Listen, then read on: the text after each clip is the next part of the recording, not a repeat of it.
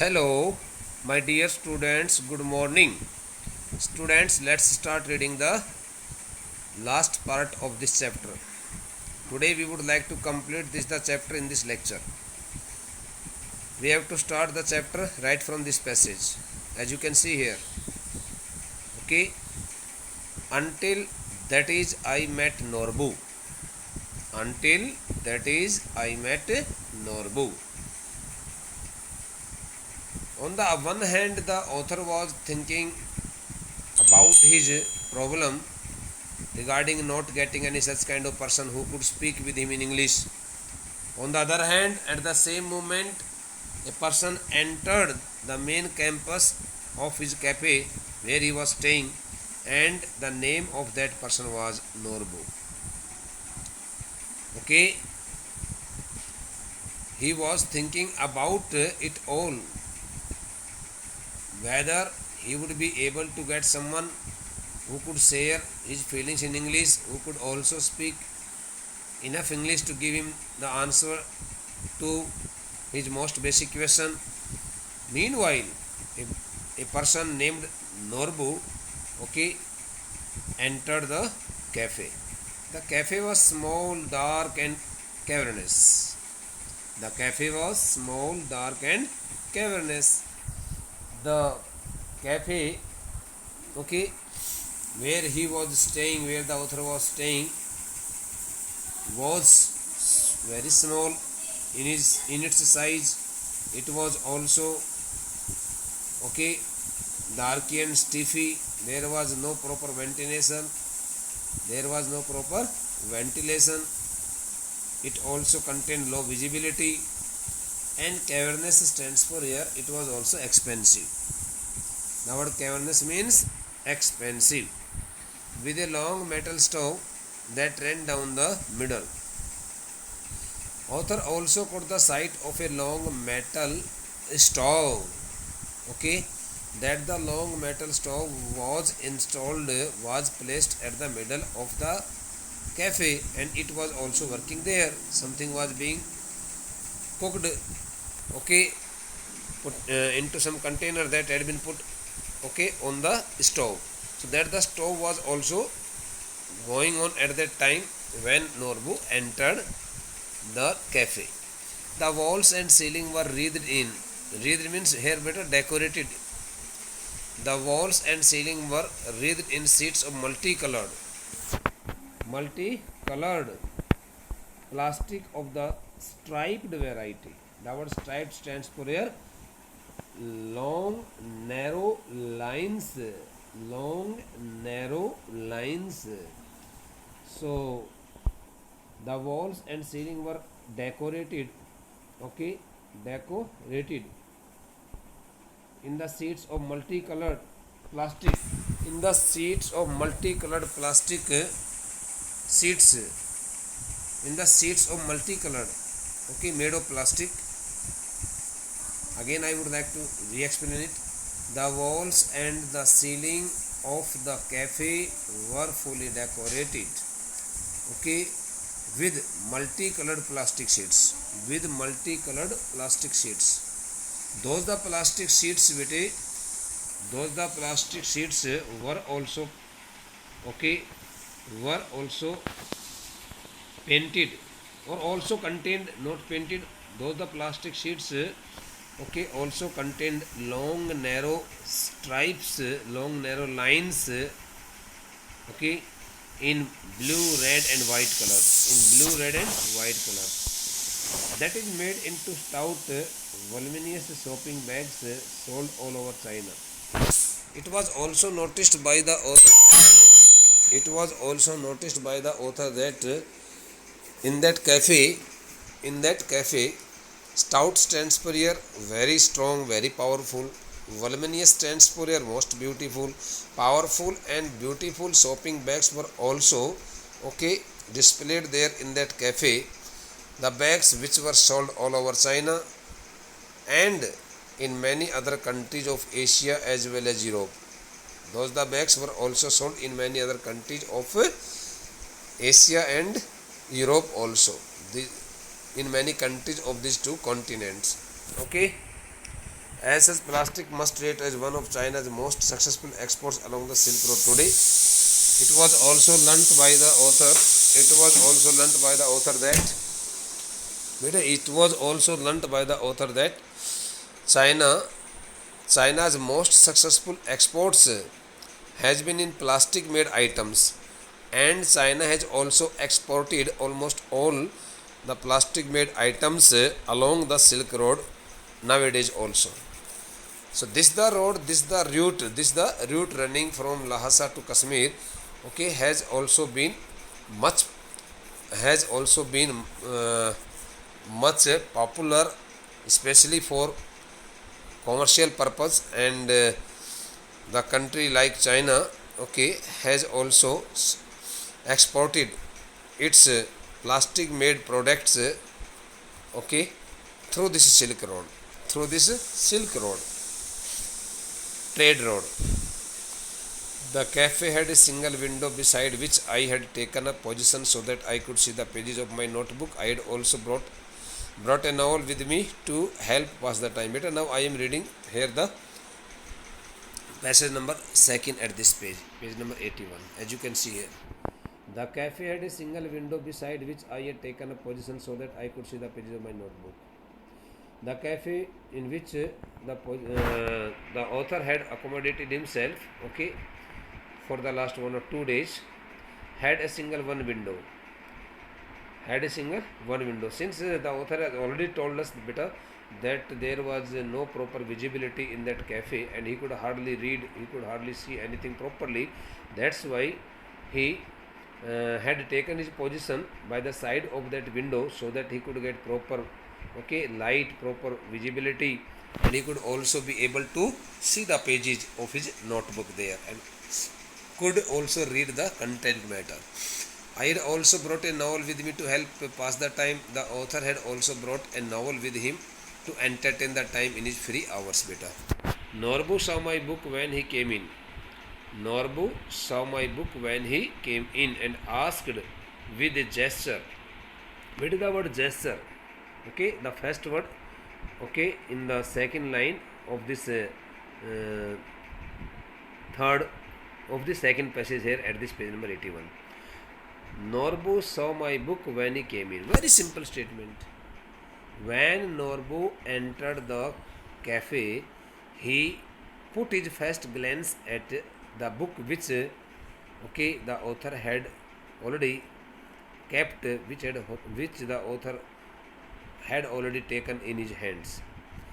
So Norbu looked at that book, okay, as soon as he entered the campus, and asked with a gesture, and he also asked with a handy signal, okay, with the help of a handy signal, he made a signal by his hand in order to get the permission from the author whether, if or whether, we can use any one of these two conjunctions, he could sit opposite me at my recti table. The word recti stands for here, beta, broken table, damaged table, partly damaged table. So Norbu, okay, Norbu made a gesture with his hand in order to get the permission from the author, okay, seeking permission from him whether he could sit just opposite him at his partly damaged table. Okay, such kind of permission was taken by Norbu before he got his position there on some chair in that cafe. English, he inquired after he had ordered tea. Through this statement, the author tells us that Norbu,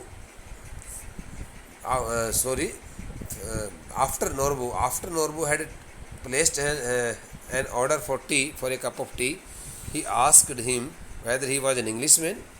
You English? As you can see at the sign of interrogation, he inquired after he had ordered tea. When Norbu had placed an order for a cup of tea, he inquired the author whether he was an Englishman. He asked the author whether he was an Englishman. In reply, the author told him I was. The author told him, Norbu, that he was an Englishman. And we struck up a conversation. Struck up means started, begin. And soon after this short introduction, okay, having introduced very briefly, they both started talking each other. A conversation took place between them. I didn't think, now we have started the next passage better. I didn't think he was from those parts because he was wearing a wind cheater and metal rimmed spectacles of a western style. Looking at the costume, looking at the dress code of Norbu, the author firstly got himself badly confused and suspected also, thinking whether that the person could not be from that uh, the local area, from that part, from Tibet, because he was wearing a wind cheater and he was wearing a wind cheater and he was also wearing metal rimmed spectacles of a western style. The spectacles which he was wearing, okay, was also that the pair of spectacles which he was wearing at that time also looked like in western style, and it seemed that the person was not from the local area, from that area. He had come from some western country. Okay, looking at his costume, looking at his dress code, the author thought so that Norbu, okay, should not have come from that the region, but he must have come from some other country, especially from some country, okay, of the western part of the world.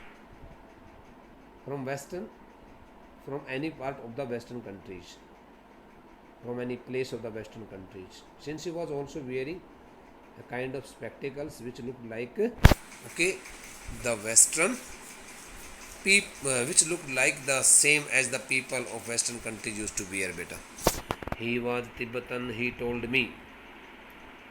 Okay, the word he stands for here Norbu.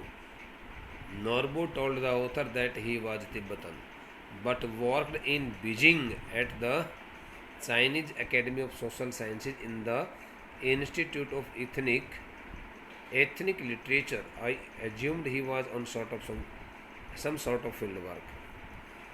When Norbu had told the author that he was Tibetan, he also told him about his profession, and while telling something about his profession, he told him that he worked in Beijing. He worked in Beijing in China at the Chinese Academy of Social Sciences. At the Chinese Academy of Social Sciences is the name of the department in the Institute of Ethnic Literature. Okay, it is also the name of some institution. So here Norbu told the author each and everything about his profession, about his nationality also. So I assumed he was on some sort of field work. When the author had got such kind of information from Norbu, so he guessed that his friend, he had also make a friendship with him. Okay, he had also made a friendship with him. Sorry, not make. He had also made a friendship with him. So at that time he guessed that Norbu, okay, had come there to collect some information. He had really been sent, okay, to attend some field work there outside the country China. Yes and no, he said, I have come to do the Korah. Yes and no, he said, I have come to do the Korah. Through this statement, the author tells us that Norbu told him that whether he got agreed or disagreed, it depended on him. But he had actually come there to complete the pilgrimage, to have the pilgrimage to Mount Kailas. To do the Korah means to have, okay, or to go on the pilgrimage to Mount Kailas. He simply told him that he had come there to go to Mount Kailas. He had come there to go to Mount Kailas. My heart jumped when the author attended such words as spoken by Norbu. He really got so much pleased. His happiness knew no bounds at that time, since he had got a companion, okay, to go to Mount Kailas in that difficult situation. Norbu had been writing academic papers about the Kailas Korah and its importance in various works of Buddhist literature for many years. He told me, Later, Norbu also told the author that he had been writing academic papers about the Kailaskora and the importance of the pilgrimage to Mount Kailas. Okay, in various works of Buddhist literature for many years. He told he the no- the per, sorry Norbu told the author about it all, saying it that he had already engaged himself in such kind of important task, and he had been assigned that the duty to collect information regarding the pilgrimage, regarding the okay climatic conditions, and there were so many tasks related to that the pilgrimage to Mount Kailas, which he had been collecting for many years, especially to provide all the works okay for various for to provide all the works for the literary for Buddhist literature for Buddhist literature, its importance in various works of Buddhist literature. He had also been writing about the importance of the pilgrimage to Mount Kailas in various works of Buddhist literature, but he had never actually done it himself.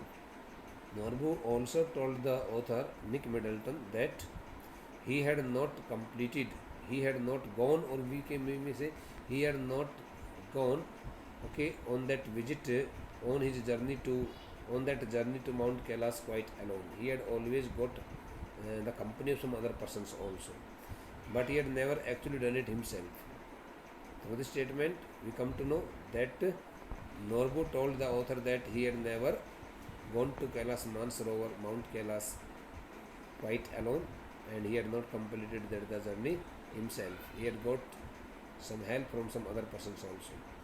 When the time came for me to tell him what brought me to Darchin, his eyes lit up. When the author told Norbu why he had come there, why he had been staying there at Darchin, so Norbu's eyes okay were also filled with much happiness. We could be a team, he said excitedly, being so much excited. Norbu told the author that okay, Norbu told the author that would they would they would go on that visit, on that journey to Mount Kailas together, and they could be a team. Now they could work. Now they could complete the journey together. He felt so much happiness at that time. To academics who have escaped from the library, Norbu also told the author jokingly that okay, they both belonged to okay literary works, and they were academicians. That's why they had escaped from some library in order to collect some information okay for their academic works. Perhaps my positive thinking strategy was working after all. At that time, it was the only time when the author okay again thought that his positive thinking before starting his journey had finally started working quite okay correctly, quite positively, and he had been really so much he had been okay totally correct in taking such kind of decision. He had been totally right, he had been totally right in taking such kind of decision okay to start his journey so early. That's why he had met such a person there at Darchin.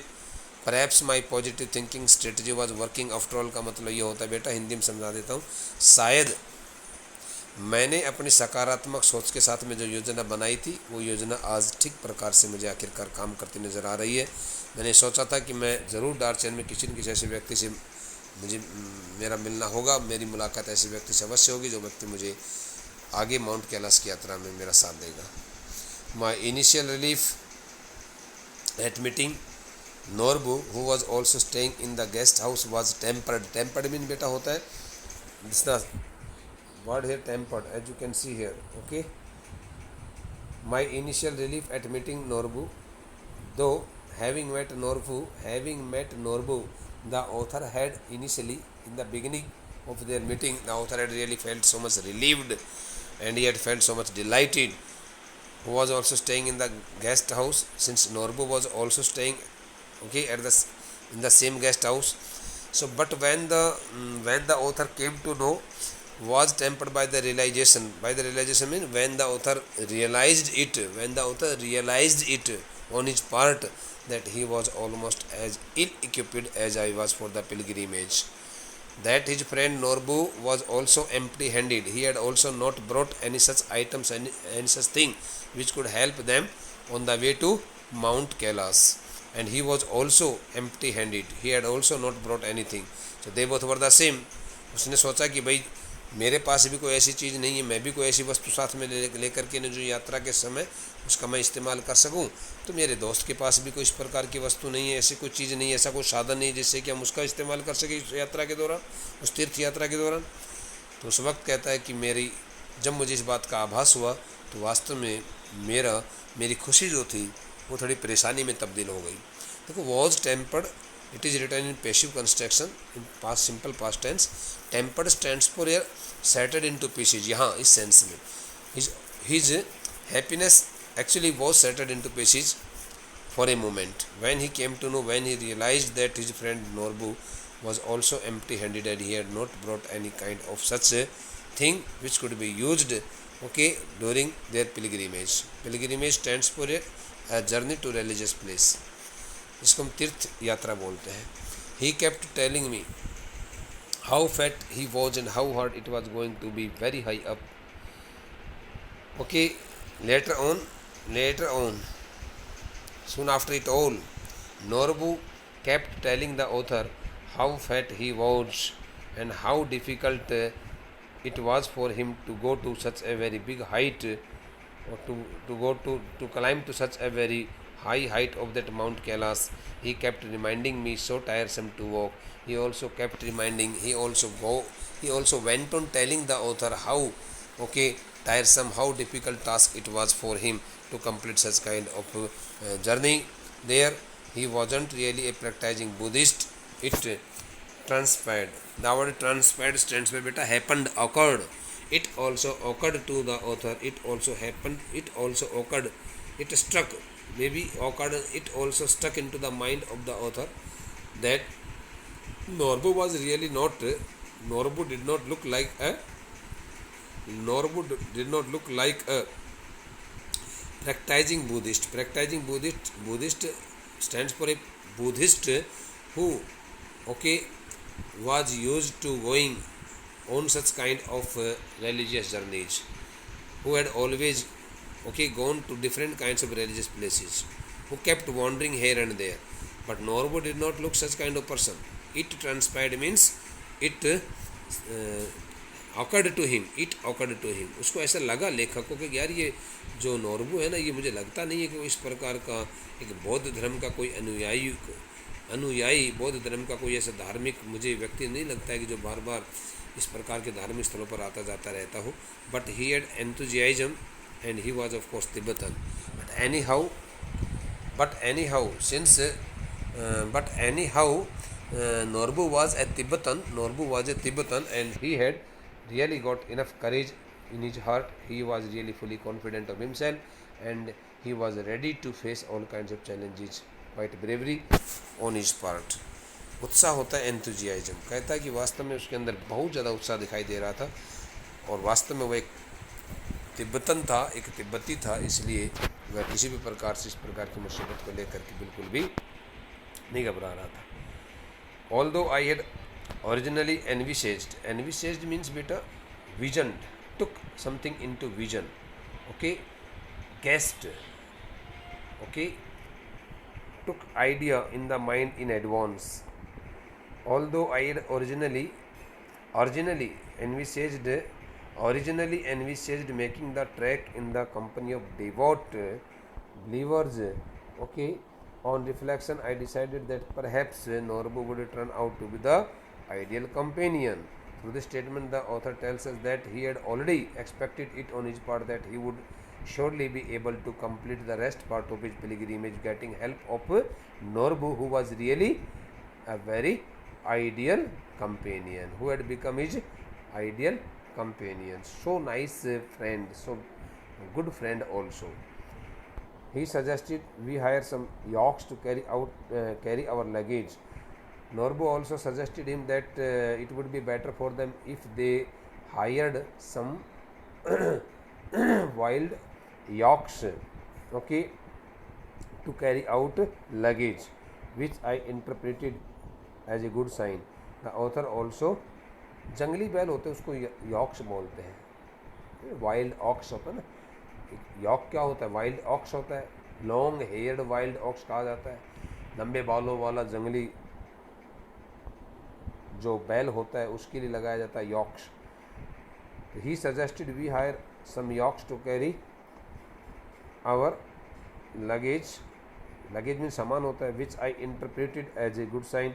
The author also spoke during the voice of when Norbu was saying something, at the same time he also interrupted him, saying it that it was really a very good idea, and he gave his approval, and he had no intention of prostrating himself all round the mountain, okay, and he had no intention of prostrating himself all round the mountain. Not possible, he cried, since he did not want to get any kind of risk while moving all around there the mountain, collapsing across the table in hysterical laughter.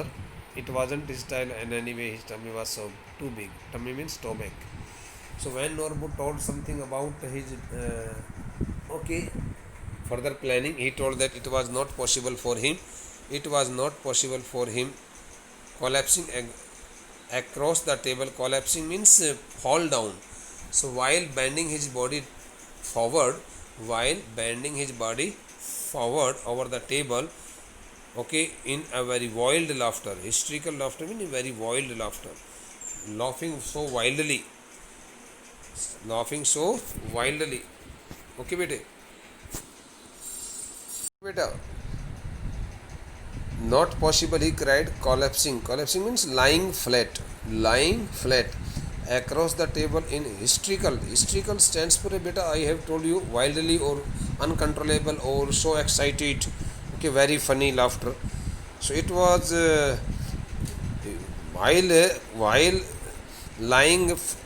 while lying across the table in such a funny laughter, he cried it was not possible for him to go all around that the mountain, that the place Mount Kailash, and it wasn't his style to laugh, to say something, and anyway his tummy was too big, because tummy stand for stomach, because his tummy was too big, his stomach was too big, that's why it wasn't his style of laughing. It wasn't his style of laughing, but he could not control himself, because he was too, his stomach was too big, that to control over it. उसका पेट इतना बड़ा था कि वह उसको बगैर टिकाए बगैर इतना ज़्यादा खुल करके अपने आप को आगे की तरफ थोड़ा बढ़ाना उसकी मजबूरी थी, इसलिए अपने आप को उसने मेज़ के ऊपर थोड़ा सा आगे की तरफ जब बढ़ा करके ऐसे कुछ हंसा और जब कुछ कहा, तो उस वक्त ऐसा लगा लेखक को जैसे कि मानो देखो भाई ये कितना ज़्यादा एक मतलब कि एक्साइटेड हो रहा है. तो कहता है कि उसके हंसने का ये एक स्टाइल नहीं, उसका बात करने की एक स्टाइल नहीं थी, बल्कि उसका, क्योंकि उसका पेट इतना बड़ा था कि वो इस प्रकार से अपने पेट को आगे की तरफ टिका करके कुछ बात कर सकता था. So now we have completed the chapter, and now I suggest you to manage the second textbook. The other text, the name of the textbook is Snapshots. It is supplementary book, and we will start reading the first chapter right from tomorrow. Okay, so you must get it. Okay, thank you, beta.